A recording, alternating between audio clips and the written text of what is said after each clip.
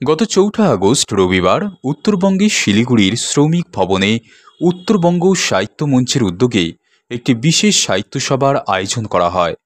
এই সভায় উত্তরবঙ্গ সাহিত্য মঞ্চের পক্ষ থেকে উপস্থিত বিশিষ্টজনদের উত্তরবঙ্গ সাহিত্য একাডেমি শিলিগুড়ি উত্তরবঙ্গ সাহিত্য সম্মানে সম্মানিত করা হয়।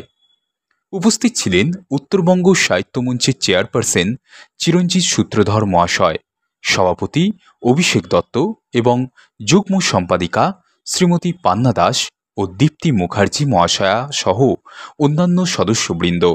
এই অনুষ্ঠানে বিশেষ অতিথি হিসাবে উপস্থিত ছিলেন জাতীয় এবং আন্তর্জাতিক পুরস্কার প্রাপ্ত বিশিষ্ট সমাজসেবী অনির্বাণ সামন্ত মহাশয়।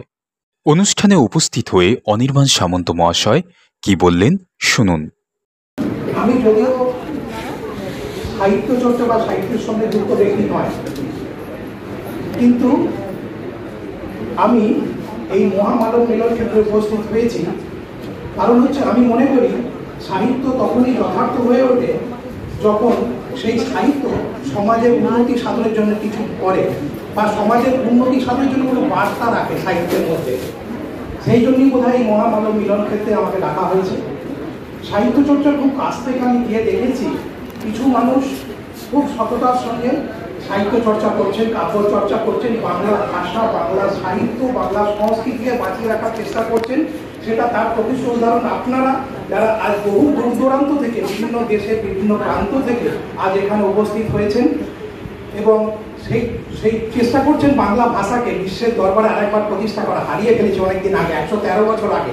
ভেবে দেখলেন, আশা করবো আপনাদের মধ্যে থেকে কেউ উঠে আসবেন আবার খুব শিগগিরই সাহিত্য একাডেমি, বাংলা একাডেমি বা আলটিমেটলি নোবেল পুরস্কারের জন্য। আমি আশা করি আপনাদের মধ্যে হয়তো কেউ বসে আছেন, কলম একদিন কথা বলবে নিশ্চয়ই।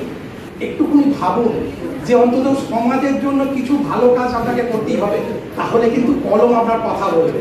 আপনি যদি সামাজিকতা, আসলে আমরা তো সামাজিক পরিবৃত্তের মধ্যে বাস করি, একটা বৃত্তের মধ্যে বাস করি। মানুষের কথা যদি আপনি না ভাবেন, কলম কিন্তু কথা বলবে না। আপনার লেখা থেকে কথা কিন্তু অটোমেটিক বেরিয়ে আসবে। এটা নয়, কিছু মনে করবেন না, ক্ষমা করবেন, যে আমি দুটো ছন্দে মিলিয়ে দিলাম, বীরজ্যোতি সম্মান পেয়ে গেলাম, কোনো কাজ হবে না। আশা করব এমন কবিতা লিখুন যা সামাজিক বার্তা থাক, সেটা থেকে অন্তত একটা সাহিত্য একাডেমি, বাংলা একাডেমি আসুক, যাতে আপনারা বলতে পারেন যে হ্যাঁ আমি কিছু লিখেছি, পরবর্তী প্রজন্মের জন্য কিছু সাহিত্য সৃষ্টি করুন। যাতে আপনি থাকবেন না, আমার কাজটা থেকে যাবে, আপনারাও থাকবেন না, আপনাদের লেখাটা থেকে যাবে। কিন্তু বই লিখুন, কবিতা লিখুন, কিছু অ্যাসেট রেখে যান, যাতে পরবর্তী প্রজন্ম আপনাদের লেখার মাধ্যমে কিছু শিখতে পারে, যেমন আমরা শিখি। আপনারা যদি সেইভাবে কবিতা বা সাহিত্য না সৃষ্টি করেন, আমরাও কিন্তু সমাজসেবা থেকে উদ্বুদ্ধ হতে পারবো না। সাহিত্যের ক্ষেত্রে আমি দেখেছি কোভিড পিরিয়ডে আমি যেমন প্রচুর মানুষকে অন্ন, বস্ত্র, অক্সিজেন দিয়ে সাহায্য করেছি। শুধু তাই নয়, কুকুর বিড়াল যারা রাস্তা থাকে তাদেরও খাবার দাবার দিয়ে সাহায্য করার চেষ্টা করেছি আমার সাধ্য মতো। আশা করব আপনারাও এই সমমানসিকতা হবেন, আপনারাও এইভাবে সাহিত্য সৃষ্টি করার কাজে রাখবেন। সাহিত্যের সাথে সমাজের অবশ্যই একটা মেলবন্ধন আছে, এটা মাথায় রাখবেন। সেই সামাজিকতাটা যতদিন আপনাদের কলমের মধ্যে থেকে বেরিয়ে আসবে, আমরা বোধহয় আপনাদের মধ্যে থেকে অনেক কিছু পাবো, আশা রাখবো। সুতরাং আশা করব আপনাদের মধ্যে থেকে যারা আছেন প্রত্যেকেই অসম্ভব গুণী মানুষ, শ্রদ্ধেয় মানুষ। আপনারা নতুন সাহিত্য সৃষ্টি করুন, নতুন কিছু করুন, মানুষের জন্য কিছু করা যান, সমাজের জন্য কিছু করে যান।